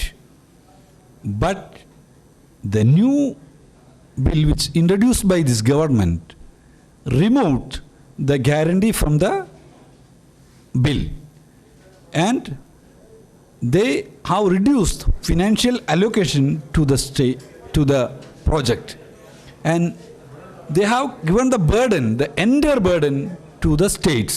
ಗೋಷ್ಠಿಯಲ್ಲಿ CPIM ರಾಜ್ಯ ಕಾರ್ಯದರ್ಶಿ TL Krishnegowda, BM Shivamallu, B Hanumesh, Puttamadu, Surendra, Varadaiah ಇದ್ದರು. ವಿಶ್ವಜ್ಞಾನಿ ಸೇವಾ trust, Mandya Jai Bhim ಗೆಳೆಯರ ಬಳಗ, ಧಮ್ಮವಿಜಯ ಬುದ್ಧವಿಹಾರ trust ಸಹಯೋಗದೊಂದಿಗೆ ಜನವರಿ 1ರಂದು ಕೋರೆಗಾಂ ವಿಜಯೋತ್ಸವವನ್ನು ಗಾಂಧಿನಗರ 8ನೇ ಅಡ್ಡರಸ್ತೆಯಲ್ಲಿನ ವೇದಿಕೆಯಲ್ಲಿ ಆಚರಿಸಲಾಗುವುದು ಎಂದು ವಿಶ್ವಜ್ಞಾನಿ ಸೇವಾ ಟ್ರಸ್ಟ್ನ ತಾಳಶಾಸನ ಮೋಹನ್ ತಿಳಿಸಿದರು. ಸುದ್ದಿಗೋಷ್ಠಿಯಲ್ಲಿ ಮಾತನಾಡಿದ ಅವರು, ಕೋರೆಗಾಂ ವಿಜಯೋತ್ಸವದ ಹಿನ್ನೆಲೆ ಜಿಲ್ಲಾಧಿಕಾರಿ ಕಚೇರಿ ಬಳಿಯ ಅಂಬೇಡ್ಕರ್ ಅವರ ಪುತ್ಥಳಿಗೆ ಮಾಲಾರ್ಪಣೆ ಮಾಡಿ ವೇದಿಕೆಯವರೆಗೆ ಬೈಕ್ ಜಾಥಾ ಮಾಡಲಾಗುವುದು ಎಂದರು. ಕರ್ನಾಟಕ ವಿಧಾನಸಭೆಯ ಮಾಜಿ ಕಾರ್ಯದರ್ಶಿ ಎಸ್ ಮೂರ್ತಿ ಬೈಕ್ ಜಾಥಾಗೆ ಚಾಲನೆ ನೀಡುವರು. ಜಿಲ್ಲಾಧಿಕಾರಿ ಡಾ ಕುಮಾರ್ ಅವರು ವೇದಿಕೆ ಕಾರ್ಯಕ್ರಮ ಉದ್ಘಾಟಿಸುವರು. ಎಸ್ಪಿ ಮಲ್ಲಿಕಾರ್ಜುನ ಬಾಲದಂಡಿ ಕೋರೆಗಾಂ ಸ್ತಂಭಕ್ಕೆ ಪುಷ್ಪಾರ್ಚನೆ ಮಾಡುವರು. ಜಿಪಂ ಸಿಇಒ ಕೆಆರ್ ನಂದಿನಿ ಕ್ಯಾಲೆಂಡರ್ ಬಿಡುಗಡೆ ಮಾಡಲಿದ್ದು, ಅಂಬೇಡ್ಕರ್ ವಿಚಾರವಾದಿ ಪ್ರೊಫೆಸರ್ ಕಲಾವತಿ, ಅಕ್ಕ ಐಎಎಸ್ ತರಬೇತಿ ಸಂಸ್ಥೆಯ ಡಾ ಶಿವಕುಮಾರ್ ವಿಚಾರ ಮಂಡನೆ ಮಾಡುವರು. ಕರ್ನಾಟಕ ಸರ್ಕಾರ ಸಣ್ಣ ಕೈಗಾರಿಕೆ ಅಭಿವೃದ್ಧಿ ನಿಗಮದ ಉಪಾಧ್ಯಕ್ಷೆ ವಿಜಯಲಕ್ಷ್ಮಿ ರಘುನಂದನ್, ಸಮಾಜ ಕಲ್ಯಾಣ ಇಲಾಖೆಯ ಉಪನಿರ್ದೇಶಕ ಶ್ರೀನಿವಾಸ್, ಕೆಎಸ್ಆರ್ಟಿಸಿ ವಿಭಾಗೀಯ ನಿಯಂತ್ರಣಾಧಿಕಾರಿ ಕೆಎಂ ಶರಣಬಸವರಾಜ್, ಮೂಡಾ ಅಧ್ಯಕ್ಷ ಬಿಪ್ಪ ಪ್ರಕಾಶ್ ಭಾಗವಹಿಸುವರು ಎಂದು ತಿಳಿಸಿದರು. ಇದರ ಪಾಲಿನ ಭೀಮ ಕೊರೆಂಗಾವ್ ವಿಜಯೋತ್ಸವವನ್ನು ನಿರಂತರವಾಗಿ ಮಂಡ್ಯ ಜಿಲ್ಲೆಯಲ್ಲಿ ಆಚರಣೆ ಮಾಡ್ಕೊಳ್ತಾ ಬರ್ತಾ ಇದ್ದೀವಿ. ಹಾಗೆಯೇ 1ನೇ ತಾರೀಕು ಗಾಂಧಿನಗರದ 8ನೇ ಕ್ರಾಸ್ನಲ್ಲಿ ಭೀಮ ಕೊರೆಂಗಾವ್ ವಿಜಯೋತ್ಸವನ ತುಂಬ ಅದ್ಧೂರಿಯಾಗಿ ಆಚರಣೆ ಮಾಡ್ತಾ ಇದ್ದೀವಿ. ಈ ಕಾರ್ಯಕ್ರಮ ಜಿಲ್ಲಾಧಿಕಾರಿಗಳ ಕಚೇರಿ ಮುಂಭಾಗ ಇರತಕ್ಕಂಥ ಸಂವಿಧಾನ ಶಿಲ್ಪಿ ಡಾಕ್ಟರ್ BR ಅಂಬೇಡ್ಕರ್ ಅವರ ಪುತ್ಥಳಿಗೆ ಮಾಲಾರ್ಪಣೆ ಮಾಡೋದ್ರ ಮೂಲಕ ಬೃಹತ್ ಸಂಖ್ಯೆಯಲ್ಲಿ ಎಲ್ಲರೂ ಕೂಡ ಎಲ್ಲ ಸಮುದಾಯದವರು, ವಿಶ್ವಜ್ಞಾನಿ ಸೇವಾ ಟ್ರಸ್ಟು, ದಮ್ಮ ಬುದ್ಧ ವಿಹಾರ ಟ್ರಸ್ಟು, ಮತ್ತು ಜೈ ಭೀಮ್ ಗೆಳೆಯರ ಬೆಳಗ, ಮತ್ತು ನನ್ನ ಗಾಂಧಿನಗರದ ಎಲ್ಲ ಸಮುದಾಯದ ಮುಖಂಡರುಗಳು ಒಳಗೊಂಡಂಗೆ ಈ ಒಂದು ಕೊರೆಂಗಾವ್ ವಿಜಯೋತ್ಸವನ ಆಚರಣೆ ಮಾಡ್ತಾ ಇದ್ದೀವಿ. ಈ ಕಾರ್ಯಕ್ರಮ ತುಂಬ ವಿಭಿನ್ನವಾಗಿ ವಿಶೇಷವಾಗಿದೆ. ಯಾಕಪ್ಪ ಅಂತಂದರೆ ಇತಿಹಾಸಕಾರರು ಏನು ನಮ್ಮ ಮುಂದೆ ನಮಗೆ ಯಾರಿಗೂ ಕೂಡ ತಿಳಿಸ್ತೇನೆ ಮುಚ್ಚಿಟ್ಟಿದ್ದಂಥ ಇತಿಹಾಸ 1818ರಲ್ಲಿ 500 ಜನ ಮಹಾರ್ ಸೈನಿಕರು 28,000 ಸೈನಿಕರನ್ನು ಒಡೆದು ಉರುಳಿಸಿದಂಥ ಒಂದು ಐತಿಹಾಸಿಕ, ಇಡೀ ವಿಶ್ವದಲ್ಲಿ ಎಲ್ಲೂ ಕೂಡ ಈ ಥರದ ಘಟನೆಯನ್ನು ನಾವು ನೋಡೋಕ್ಕೆ ಸಾಧ್ಯ ಇಲ್ಲ. ಯಾಕೆಂದರೆ 500 ಜನ 28,000 ಜನ ಸೈನಿಕರನ್ನ ಸಾಯಿಸೋದು ಅಷ್ಟು ಸುಲಭ ಏನಲ್ಲ. ಆದರೆ ಇಂಥ ಘಟನೆಯನ್ನು ನಮ್ಮ ಇತಿಹಾಸಕಾರರು ಮತ್ತು ನಮ್ಮ ಮನುವಾದಿ ಮನಸ್ಥಿತಿಯ ಎಲ್ಲ ಬರಹಗಾರರು ಕೂಡ ಇದನ್ನು ಇತಿಹಾಸದಿಂದ ಸೈಡ್ಗಿಟ್ಟಿದ್ರು. ಅದನ್ನು ಬಾಬಾ ಸಾಹೇಬ್ ಅಂಬೇಡ್ಕರ್ ಅವರು ಲಂಡನ್ನಲ್ಲಿ ಅವರಿಗೆ ಸಿಗ್ಲಾಗಿ ಲೈಬ್ರರಿಲಿ ಓದಿದಾಗ ಆ ನಂತರ ಬಂದು ಅವರು ಕೊರೆಂಗಾವ್ ವಿಜಯ ಸ್ತಂಭವನ್ನು ಹೋಗಿ ಭೇಟಿ ಮಾಡಿ ಅದರ ಸತ್ಯಾಂಶವನ್ನು ಎಲ್ಲರಿಗೂ ಕೂಡ ತಿಳಿಸ್ಬೇಕು. ಯಾಕೆ ಅಂತಂದರೆ ಇವತ್ತೇನು ನಮ್ಮ ಕೈಲಾಗಲ್ಲ ಅಂತ ಅಸಹ್ಯಕತೆಯನ್ನು ನಾವು ವ್ಯಕ್ತಪಡಿಸ್ತಾ ಇದ್ದೀವೋ, ಇದು ಒಂದು ತಾಜಾ ಉದಾಹರಣೆ. ಯಾಕೆ ಅಂತಂದರೆ ಅಷ್ಟು ಬಹುಸಂಖ್ಯಾತರು ಇರ್ತಕ್ಕಂಥ 28,000 ಜನವನ್ನು 500 ಜನ ಹೊಡೆದೋಡ್ಸ್ಲಿಕ್ಕೆ ಸಾಧ್ಯ ಆದರೆ, ಇವತ್ತು ಕೋಟಿ ಇರ್ತಕ್ಕಂಥ ನಮ್ಮೆಲ್ಲ ಶೋಷಿತರು ಅಸಹಾಯಕತೆಯನ್ನು ಬಿಟ್ಟು ಸ್ವಾಭಿಮಾನದಿಂದ ಬದುಕಬೇಕು, ನಮ್ಗೆ ಏನು ಬೇಕು ಅದನ್ನು ಹೋರಾಟದಿಂದನೇ ಪಡಿಬೇಕು ಅಂತಕ್ಕಂಥ ಸಂದೇಶವನ್ನು ಬಾಬಾ ಸಾಹೇಬ್ ಅಂಬೇಡ್ಕರ್ ಅವರು ಕೊಟ್ಟಿದ್ದಾರೆ. ಈ ಸಂದೇಶದ ಹಾದಿಯಲ್ಲಿ ನಾವೆಲ್ಲರೂ ಕೂಡ ಸಾಗಬೇಕಾಗಿದೆ. ಆ ಕಾರಣಕ್ಕೆ ಪ್ರತಿ ವರ್ಷನೂ ಜನವರಿ 1ನೇ ತಾರೀಕು ಅಂಬೇಡ್ಕರ್ ಅವರ ನೆನಪಿನಾರ್ಥವಾಗಿ ಭೀಮ ಕೊರೆಂಗಾವ್ ವಿಜಯೋತ್ಸವದ ಅಂಗವಾಗಿ ಸಿದ್ದನಾಕ, ಆ ಒಂದು ತಂಡದ ನಾಯಕ, ಇವರೆಲ್ಲರ ಶೌರ್ಯವನ್ನು ನಮ್ಮ ಯುವ ಜನತೆಗೆ ಹೆಚ್ಚಿನದಾಗಿ ತಿಳಿಸ್ಬೇಕು. ಏನು ಮಾಡೋಕ್ಕಾಗದೇ ಇಲ್ಲ ಅಂತಕ್ಕಂಥ ಯಾರು ಅಸಹಾಯಕತೆಯನ್ನು ವ್ಯಕ್ತಪಡಿಸ್ತಾರೋ ಎಲ್ಲ ಯುವ ಪೀಳಿಗೆಗೂ ಕೂಡ ಈ ಒಂದು ಕೊರೆಂಗಾವ್ ವಿಜಯೋತ್ಸವ ಅಂತಕ್ಕಂಥದ್ದು ಒಂದು ಮಾರ್ಗದರ್ಶನ ಇದ್ದಂಗೆ, ದಾರಿದೀಪ ಇದ್ದಂಗೆ. ಹಾಗಾಗಿ ಮಂಡ್ಯ ಜಿಲ್ಲೆಯಲ್ಲಿರ್ತಕ್ಕಂಥ ಎಲ್ಲ ಬಾಂಧವರಲ್ಲೂ ಕೂಡ ನಾನು ಮನವಿ ಮಾಡೋದಿಷ್ಟೇ, ಸಂಜೆ 5 ಗಂಟೆಗೆ ಜಿಲ್ಲಾಧಿಕಾರಿಗಳ ಕಚೇರಿಯಿಂದ ಗಾಂಧಿನಗರದ 8ನೇ ಕ್ರಾಸ್ವರೆಗೂ ಕೂಡ ನಗರದ ಪ್ರಮುಖ ಬೀದಿಗಳಲ್ಲಿ ಬೈಕ್ ಜಾಥಾ ಹೋಗುತ್ತೆ.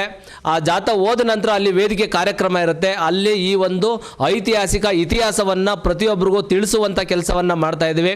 ದಯಮಾಡಿ ಮಾಧ್ಯಮ ಮಿತ್ರರು ಈ ವಿಚಾರವನ್ನು ಯಥಾವತ್ತಾಗಿ ದಯಮಾಡಿ ಮಾಧ್ಯಮದಲ್ಲಿ ಪ್ರಚಾರ ಮಾಡಬೇಕು, ಮತ್ತು ತಾವು ಕೂಡ ಈ ಕಾರ್ಯಕ್ರಮಕ್ಕೆ ಬಂದು ಯಶಸ್ವಿ ಮಾಡಿಕೊಡ್ಬೇಕು ಅಂತೇಳಿ ಈ ಮೂಲಕ ತಮ್ಮೆಲ್ಲರೂ. ಗೋಷ್ಠಿಯಲ್ಲಿ ದಸಂಸ ರಾಜ್ಯ ಸಂಘಟನಾ ಸಂಚಾಲಕ ನಂಜುಂಡ ಮೌರ್ಯ, ಕಾಂಗ್ರೆಸ್ ಮುಖಂಡೆ ಅನುರಾಧ, ಭೀಮಸೇನೆಯ ಜೈಸುಧಾ, ಜೈ ಭೀಮ್ ಬಳಗದ ಚೇತನ್, ಬಹುಜನ ಚಳವಳಿಯ ರಾಜು, ಸಮಾಜ ಪರಿವರ್ತನ ವೇದಿಕೆಯ ಸ್ವಾಮಿ, ಮುಸ್ಲಿಂ ಮುಖಂಡರಾದ ರೆಹಮಾನ್ ಖಾನ್, ಸಮೀವುಲ್ಲಾ ಇದ್ರು. ಮಂಜು ಪ್ರಕಾಶನದ ವತಿಯಿಂದ ಮಂಡ್ಯ ಜಿಲ್ಲೆ ಬೆಳ್ಳಿ ಹಬ್ಬದ ಪ್ರಯುಕ್ತ ಶಿವಶರಣ ಶ್ರೀ ಮಾದಾರ ಚೆನ್ನಯ್ಯ ಅವರ 956ನೇ ಜಯಂತಿ ಕಾರ್ಯಕ್ರಮವನ್ನು ಜನವರಿ 4ರಂದು ಆಯೋಜಿಸಲಾಗಿದೆ ಎಂದು ಭೀಮ್ ಆರ್ಮಿಯ ಅಂದಾನಿ ತಿಳಿಸಿದರು. ಸುದ್ದಿಗೋಷ್ಠಿಯಲ್ಲಿ ಮಾತನಾಡಿದ ಅವರು, ಹೊಸ್ತಿ ಹುಣ್ಣಿಮೆಯ ಅಂಗವಾಗಿ ನಡೆಯುವ ಕಾರ್ಯಕ್ರಮದಲ್ಲಿ ಹಿರಿಯ ಸಾಹಿತಿ ಮಾ ಸಿ ನಾರಾಯಣ್ ವಿರಚಿತ ಪುಸ್ತಕಗಳ ವಿಮರ್ಶನ ಲೇಖನಗಳ ಸಮಗ್ರ ಸಂಪುಟ ಖಂಡಾಯಗಳು ಕೃತಿ ಲೋಕಾರ್ಪಣೆ ಮಾಡಲಾಗುವುದು ಎಂದರು. ಕಾರ್ಯಕ್ರಮದಲ್ಲಿ ಶ್ರೀ ಮಾದಾರ ಚೆನ್ನಯ್ಯ ಅವರ ಬಗ್ಗೆ ಉಪನ್ಯಾಸ ಹಾಗೂ ಜಿಲ್ಲಾವಾರು ಸಾಧನೆ ಮಾಡಿದ ಹಾಗೂ ನಿವೃತ್ತ ನೌಕರರನ್ನು ಸನ್ಮಾನಿಸಿ ಗೌರವಿಸಲಾಗುವುದು ಎಂದು ತಿಳಿಸಿದರು. 26ರಂದು ಭಾನುವಾರ ಗಾಂಧಿ ಭವನದಲ್ಲಿ, ಮಂಡ್ಯ ನಗರದ ಗಾಂಧಿ ಭವನದಲ್ಲಿ ಮಾದಾರ ಚೆನ್ನಯ್ಯರವರ 956ನೇ ಜಯಂತ್ಯೋತ್ಸವವನ್ನು ಈ ನಮ್ಮ ಹಿರಿಯ ಸಾಹಿತಿಗಳು, ಮಂಡ್ಯ ಜಿಲ್ಲೆಯ ಹಿರಿಯ ಸಾಹಿತಿಗಳು ಮಶೀನಾರಾಯಣರವರ ಒಂದು ಪ್ರಾಯೋಜಿತ ಈ ಕಾರ್ಯಕ್ರಮವನ್ನು ಗಾಂಧಿನಗರದ ಗಾಂಧಿ ಭವನದಲ್ಲಿ ಏರ್ಪಡಿಸಿದ್ದೇವೆ. ಅದರಿಂದ ದಯಮಾಡಿ ಪತ್ರಿಕಾ ಬಂಧುಗಳು ಇದನ್ನು ಪ್ರಕಾಶನ ಮಾಡೋದ್ರ ಮುಖಾಂತರ ಹೆಚ್ಚಿನ ಜನ ಗಾಂಧಿ ಭವನದಲ್ಲಿ ಆಗಮಿಸುವಂಗೆ ತಾವು ಸಹಕರಿಸಬೇಕಂತ ತಮ್ಮೆಲ್ಲರಲ್ಲೂ ಕೋರ್ಕೊತಾ ಇದ್ದೀವಿ. ಸಮಾಜದ ಮಾದಾರ ಚೆನ್ನಯ್ಯವ್ರ ಬಗ್ಗೆ ತಮಗೆಲ್ರಿಗೂ ಗೊತ್ತಿದೆ. ಮತ್ತು ನನ್ನ ಪರ್ಸನಲ್ ಅಪೀಲ್ ಏನಂದರೆ, ಸರ್ಕಾರಕ್ಕೆ ಬೇರೆ ವಾಲ್ಮೀಕಿ ಜಯಂತಿ, ಕನಕ ಜಯಂತಿ ಈ ಥರ ಮಾಡ್ತಾ ಇರೋದ್ರ ರಜೆಗಳಿಗೋಸ್ಕರ ಆಚರಣೆ ಮಾಡುವಂತೆ ಸರ್ಕಾರದ ಕಾರ್ಯಕ್ರಮವನ್ನು ಮಾದಾರ ಚೆನ್ನಯ್ಯವ್ರ ಹೆಸರಲ್ಲಿ ಒಂದಿನ ರಜೆಗೋಸ್ಕರ ಎಲ್ಲ ಜಿಲ್ಲಾ ಕೇಂದ್ರಗಳಲ್ಲಿ, ತಾಲೂಕು ಮಟ್ಟಗಳಲ್ಲಿ ಮಾದಾರ ಚೆನ್ನಯ್ಯ ಜಯಂತಿ ಆಚರಿಸೋಕ್ಕೆ ಸರ್ಕಾರಕ್ಕೆ ನಾನು ಅಪೀಲ್ ಮಾಡ್ತಾ ಇದ್ದೀನಿ. ಇದನ್ನೆಲ್ಲ ದಯವಿಟ್ಟು ತಾವು ತಮ್ಮ ಬರಹಗಳ ಮುಖಾಂತರ ಪ್ರಕಟಿಸಬೇಕು ಅಂತ ತಮ್ಮೆಲ್ಲರೂ ಸಹ ನಾನು ಕೋರ್ಕೊತಾ ಇದ್ದೀನಿ. ಗೋಷ್ಠಿಯಲ್ಲಿ ಪ್ರಕಾಶನದ ಪ್ರಕಾಶಕ MN Manjunath, TC Mahadevaswamy, HG Revanna, KT Rangaswamy, Arakere Siddaraju, Shankar ಇದ್ದರು.